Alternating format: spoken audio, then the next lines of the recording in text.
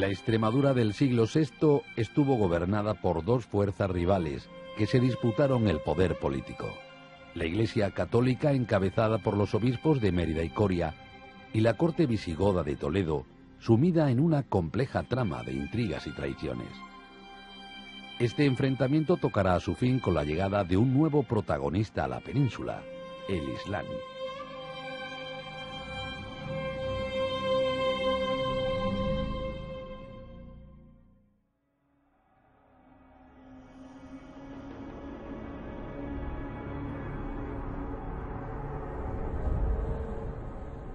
Antes que la corte visigoda se estableciera definitivamente en Toledo, durante unos años fue Mérida la capital del reino, cuando sube al trono Agila I. Como la mayoría de los reyes visigodos, el reinado de Agila apenas duró 5 años y en ese tiempo tuvo que enfrentarse a numerosas rebeliones. Esto le empujó a buscar una alianza con el Imperio bizantino, que aprovechó la ocasión para fundar la provincia de Hispania.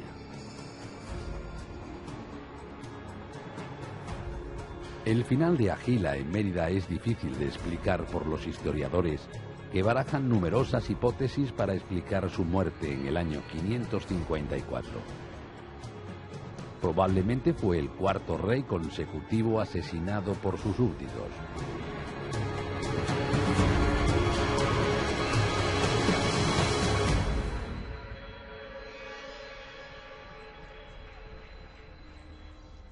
Hasta la invasión árabe del siglo VIII, la corte visigoda se vio inmersa en interminables conspiraciones palaciegas.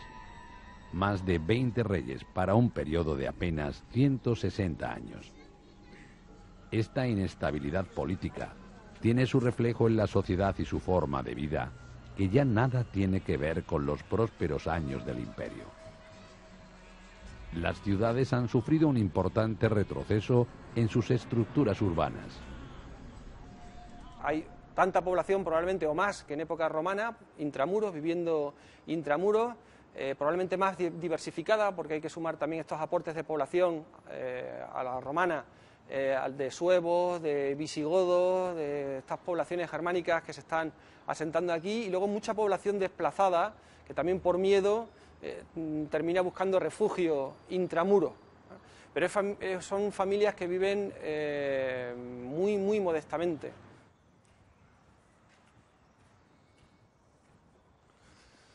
Nos encontramos en el umbral de la casa romana y la tendencia en época visigoda es precisamente a recrecer los niveles de tránsito por los aportes que se van produciendo de las basuras, de los escombros, etcétera, como se puede ver aquí. Entonces, esta columna nos indica el nivel que tuvo el suelo de la casa en época visigoda. Como se puede ver, está sobre escombros y ocultando ya lo que sería la calle romana. A su vez está ligeramente en diagonal para evitar que se metiese el agua que corría calle abajo, se pudiera meter en el interior de la vivienda. Y si le pasamos la mano, pues comprobaremos que está desgastada de tanto pasar por ella.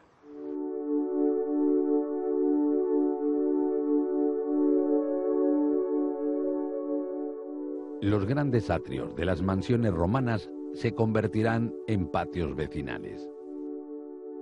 Esta sería la pauta habitual de asentamiento en esta etapa, en la tardoantigüedad, y es que en los viejos inmuebles romanos van a estar viviendo una serie de familias que compartimentan estos inmuebles para hacerlos habitables. Aquí, por ejemplo, en el corredor de la casa romana, lo que se dispone es un muro para separarse de ese vecino, de una familia que está ocupando 3 habitaciones con la cocina al fondo, y está, a falta del peristilo de las columnas que ya no existen, está colocando postes para tener un nuevo porche.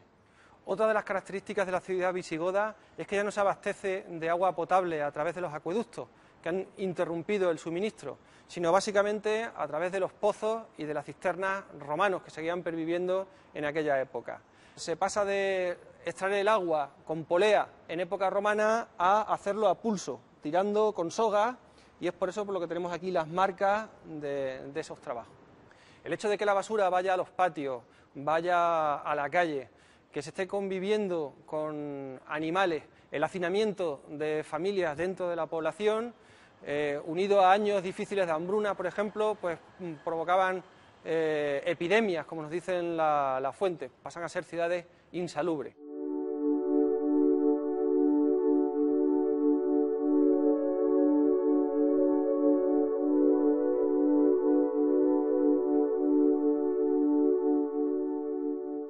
Nos encontramos en la cocina de una casa romana, de aproximadamente una estancia de unos 20 metros cuadrados.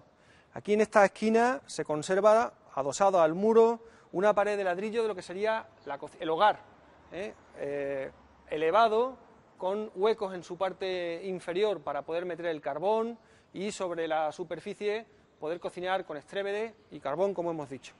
En época visigoda, en esta dependencia pasa a ser una vivienda, con un hogar, una cocina en el centro de estas características que suelen utilizar como solería el ladrillo o el mármol para poder cocinar y hacer pan. Y ahí al fondo se ve, de época visigoda, la utilización de molinos para poder hacer el pan también en casa, cosa que no pasa en época romana porque lo normal era comprarlo fuera. La llegada de población rural a las ciudades colapsa las calles.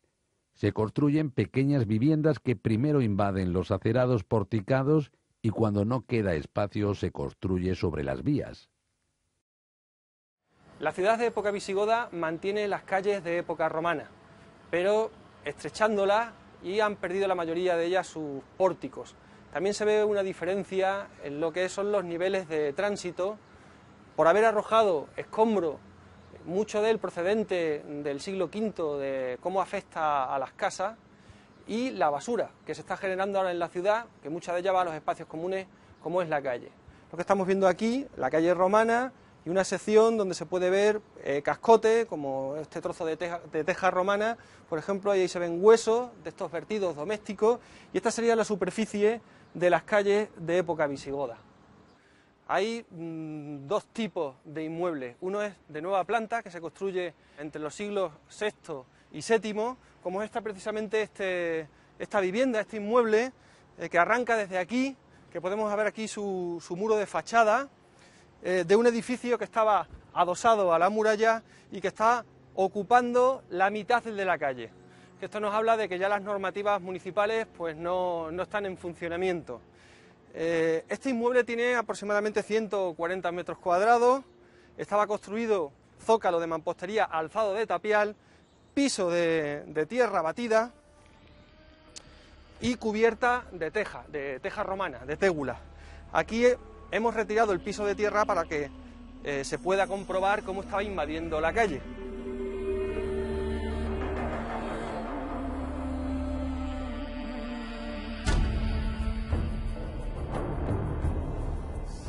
Si durante la época romana el Estado ofrecía a la ciudadanía unas infraestructuras públicas impecables e infinidad de actividades lúdicas y recreativas, ahora el Estado está ausente y la población busca la protección de la Iglesia Católica y de sus obispos. La caridad y la acción social que gestionan las instituciones eclesiásticas hace crecer su poder y control sobre la sociedad. La expansión del cristianismo por las áreas rurales se hace evidente en toda nuestra región con la construcción de iglesias, monasterios y cementerios.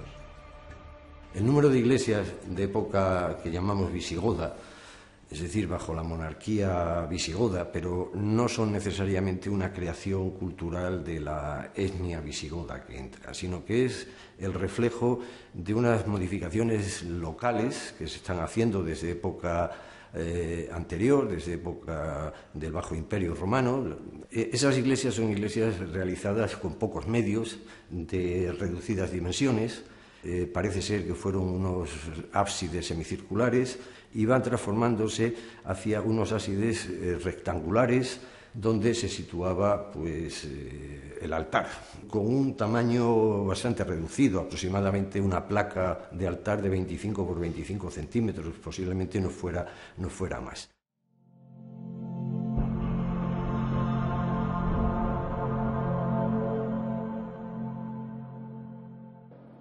Mientras tanto, Mérida consolida su viejo poder peninsular en torno a la liturgia cristiana, desarrollando un nuevo arte escultórico que atiende a las necesidades del culto para un creciente número de iglesias y catedrales. Entre las piezas de carácter litúrgico, una de las más significativas es este nicho que comprende un gran crismón, uno de los altos símbolos cristianos. Es una pieza que tiene una calidad excepcional y es también importante entender que este nicho de Mérida, como muchas otras piezas, son modelos que después van a tener su repercusión en otros núcleos hispánicos, como por ejemplo en Toledo. Toledo fue la capital del reino visigodo, pero en cuestión de escultura podemos ver ejemplares que tienen mucha más calidad y que suponen el nacimiento de modelos aquí en Mérida y que después son difundidos al resto de la península. Los iconos cristianos se tallan en las ciudades y su destino son las iglesias urbanas. Las representaciones van llegando al mundo rural, pero con algunos matices.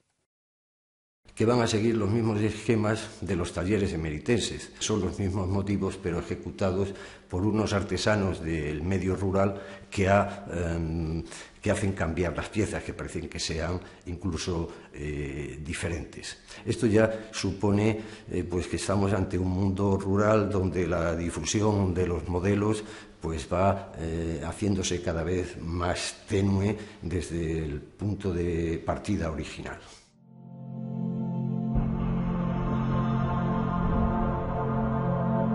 Algunas de las manifestaciones artísticas más destacadas de Extremadura fueron halladas en sepulturas.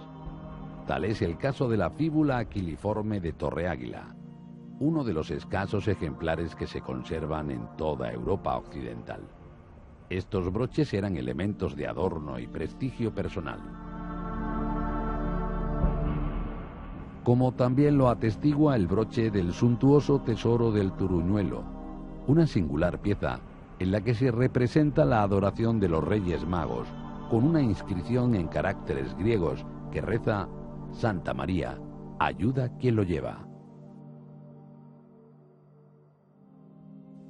Estos movimientos artísticos y religiosos tienen como máximos responsables a los obispos. La época de oro del obispado emeritense comienza en el año 530 con el obispo Paulo, médico de profesión y de origen griego. Su sobrino Fidel, joven mercader oriental, será el sucesor en el obispado. En el año 571 le revela en el cargo masona, procedente de la nobleza goda. Los tres obispos serán conocidos como los Santos Padres Emeritenses.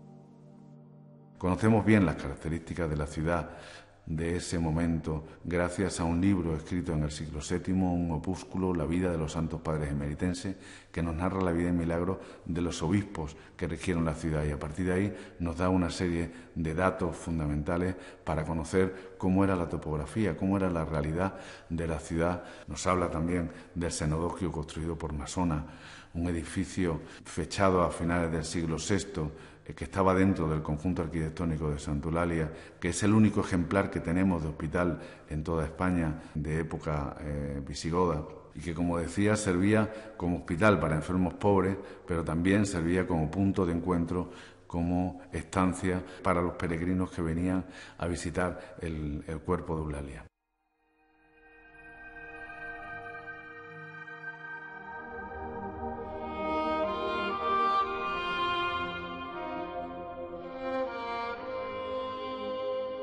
Este pilar apareció en el edificio llamado Cenodoquio de Mérida, una especie de hospital albergue.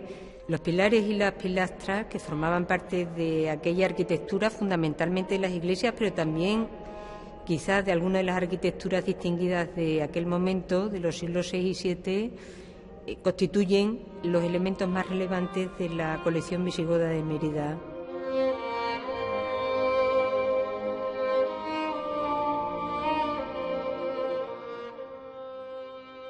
La nobleza visigoda, incapaz de recuperar Tolosa, su capital en la Galia, decide finalmente establecer la corte en Toledo. Los visigodos siguen manteniendo su fe en el cristianismo arriano, y esto provoca tensiones con la población local y con la Iglesia católica. La figura del obispo masona será fundamental en la relación entre católicos y arrianos, y sobre todo en los conflictos que surgirán entre la corte de Toledo y el obispado de Mérida en el siglo VI, problemas derivados del control de las reliquias que atesora la capital lusitana. En esta lápida se indica que en la desaparecida iglesia de Santa María se conservaban importantísimas reliquias de Tierra Santa y otras partes del Oriente Mediterráneo, como fragmentos de la cruz de Cristo o reliquias de Santiago, siendo esta la referencia más antigua al santo en toda la península. También indica que entre las reliquias de otros santos ya se recogían las de Santa Eulalia. Esta devoción movilizaba a los fieles en torno a aquellos recuerdos sagrados, lo que despertaba recelos en la corte toledana. En concreto, conocemos la disputa entre Leovigildo y los obispos de Mérida, el obispo masona, por las reliquias de Santa Eulalia, que era una de las mártires más importantes del occidente mediterráneo. Leovigildo quiere trasladar las reliquias a Toledo, entendiendo que deben estar en la capital, y se encuentra con la oposición frontal no solo del obispo masona, sino de toda la comunidad católica. Esto va a provocar unos años difíciles para Mérida, unos años en los que su obispo es mandado al exilio. Tras la muerte del rey Leovigildo, Masona regresó del exilio y recuperó la silla episcopal. Recaredo, hijo y sucesor del rey fallecido, decidió poner fin a la división entre cristianos y en el año 589 convocó el Tercer Concilio de Toledo, que fue presidido por Masona.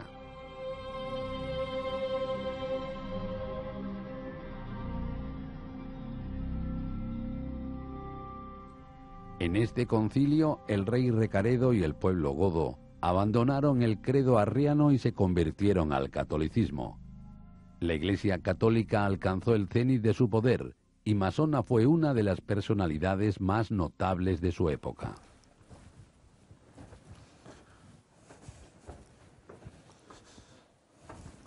Bien, nos encontramos en el transepto de la Basílica de Santa Eulalia, justamente entre el altar y las columnas del iconostasis. En esta cripta, siempre según el libro de la vida de los padres emeritenses escrito en el siglo VII, es donde fueron enterrados los principales obispos visigodos de la ciudad, concretamente Paulo, Fidel y Masona. Masona, que se prodigaba en su afán por ayudar a los más pobres y necesitados, prestándoles dinero sin intención de recuperarlo, será protagonista hasta el final de sus días debido a un siniestro personaje llamado Eleuterio. Eleuterio era un archidiácono que cuando Masona, el obispo Masona, estaba a punto de morir, ocupó su lugar de una manera insultante, iba pidiendo las deudas a todos los vecinos de la ciudad. La gente se arremolinó en torno al obispo y se fue a quejar a él. El obispo sanó milagrosamente y fue a Eleuterio y le dijo: tú me precederás. Eleuterio pensaba que era tú me precederás a la hora de la procesión, pero realmente era tú me precederás a la hora de la muerte. Murió 3 días después y dice el texto que Masona sobrevivió algunos meses. Es una anécdota que nos habla de la importancia y de la credibilidad que hay que darle a la fuente histórica del libro de la vida de los santos padres emeritenses.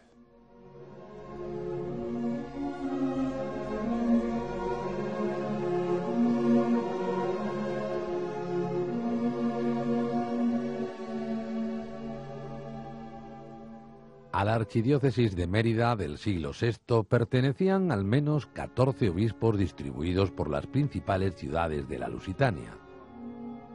En la actual Extremadura solo había 2 ciudades con este privilegio, la capital y Coria.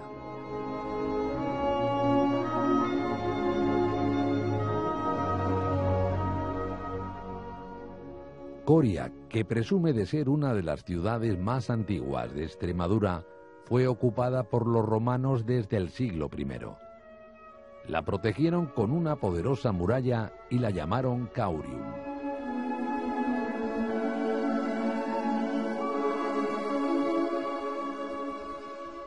Bajo el nuevo orden político impuesto por los visigodos, Coria reaparece en los libros de historia en el siglo VI, concretamente en el año 589, cuando su prelado Jacinto es el último de los obispos en firmar en el Tercer Concilio de Toledo.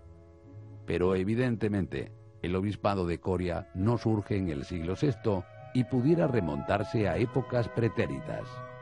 Algunos investigadores dicen que, a través de crónicas medievales, incluso anteriores, que el obispado de Coria se funda en el año 338 por mediación del Papa San Silvestre.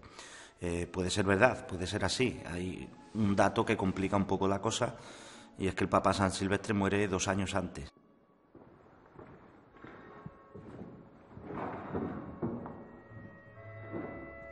Los cimientos de la primitiva catedral pudieran estar bajo los muros de la actual.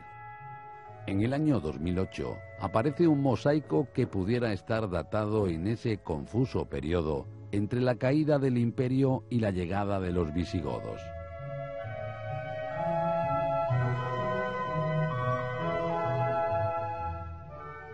De aquella antigua catedral apenas quedan restos arqueológicos y las fuentes escritas son escasas. Solo se conserva un cimacio, que es una pieza de arquitectura utilizada para rematar y voltear las columnas. En el siglo XIX aparece una publicación que afirmaba que el rey Alfonso III quedó maravillado por la calidad de algunas piezas arquitectónicas encontradas en la vieja y abandonada catedral de Coria. Según esta publicación, el rey decidió trasladar esas piezas a Santiago de Compostela.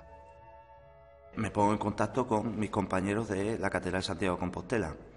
Le digo que me den información sobre esas piezas, si tienen algún tipo de información, y me dicen que sí, efectivamente sí, aparecen esas piezas, y que en el acta fundacional de la Catedral de Santiago de Compostela, en el año 899, pues evidentemente aparece descrito cómo hay piezas, literalmente hablando, dice, radicadas de Cauca. Bien, ¿cuál es el problema? Que para algunos investigadores Cauca es Coria, y para otros Cauca no se sabe muy bien qué es. Insisto, de ser así, de ser cierta esa información, a día de hoy hay piezas que están en la Catedral de Santiago de Compostela que pertenecieron a la primitiva catedral.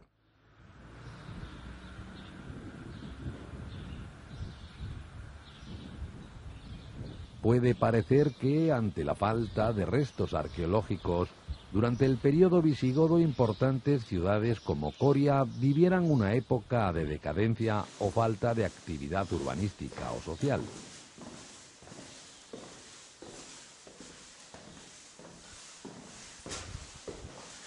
La escasez de monumentos construidos durante esa época pudiera tener otra explicación. Posiblemente porque los visigodos, cuando llegaron a la ciudad, pues encontraron lógicamente una sociedad hispano-romana perfectamente asentada, tanto en instituciones como en la propia administración. Entonces, ellos tuvieron que convivir durante posiblemente 2 siglos pues, con la propia sociedad, y en esa etapa pues quizás no se levantaran excesivos monumentos, excesiva arquitectura, sino que se sirvieran de las propias existentes en época hispano-romana.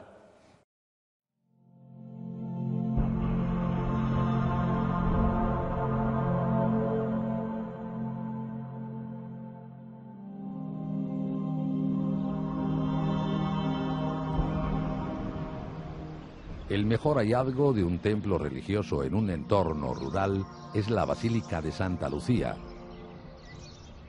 Construida a lo largo del siglo VIII, al final del periodo visigodo o justo después, es la única que permanece en pie en el sur de la península.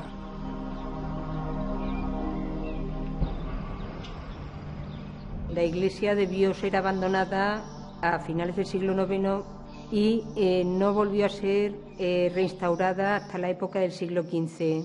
Esto lo demuestran los arcos apuntados que vemos en esta parte de la nave que claramente nos están hablando de la fase del estilo gótico. Esta nave ha cambiado sustancialmente a lo largo del tiempo, puesto que cuando se hizo la excavación aparecieron unas huellas en el suelo. Sobre esas huellas se han dispuesto estas piezas prismáticas que indican dónde debían ir los soportes de la primitiva iglesia. Posiblemente estos soportes fueran grandes pilares, lo que indica que cada una de las naves, que en ese caso serían 3 naves, lo que actualmente vemos solamente una nave, pudieran ir cubiertos con cubierta abovedada.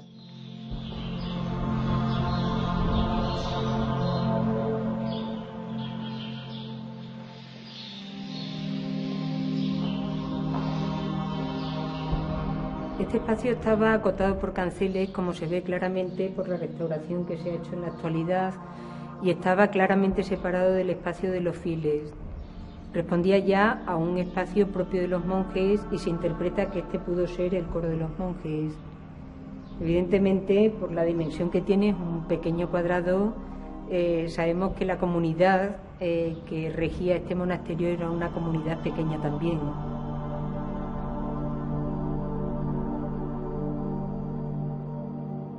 Esta iglesia comparte con las llamadas iglesias cruciformes visigodas esta estructura en cruz, de 4 bóvedas que están coronadas por un cimborrio central, pero en esta iglesia de Santa Lucía de Alcuéscar se da la particularidad de que este módulo se repite por 3 veces y esta reiteración da lugar a que las cabeceras sean independientes. Es decir, si salimos podemos ver 3 cuadrángulos independientes y esto hace que la iglesia de Santa Lucía de Alcuéscar sea una iglesia diferente. No se encuentran paralelos para la misma y no se encuentra una relación que nos haga situar de una manera clara esta iglesia en una cronología o en otra. No hay datos concluyentes que permitan a los investigadores concretar la fecha exacta de la construcción de la basílica. Es un periodo convulso de cambios y transformaciones.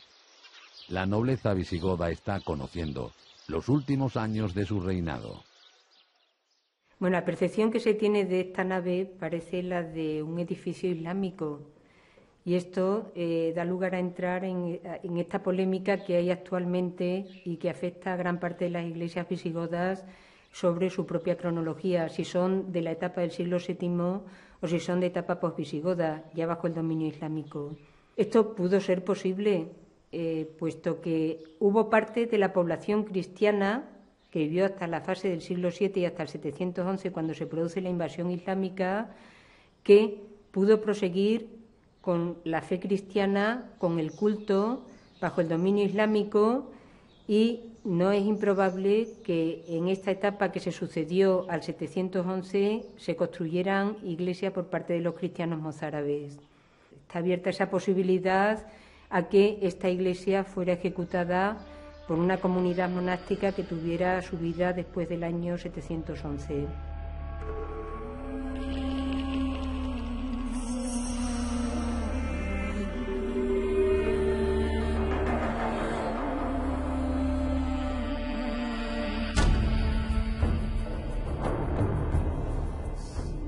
El año 711 será trascendental para el futuro de la península ibérica.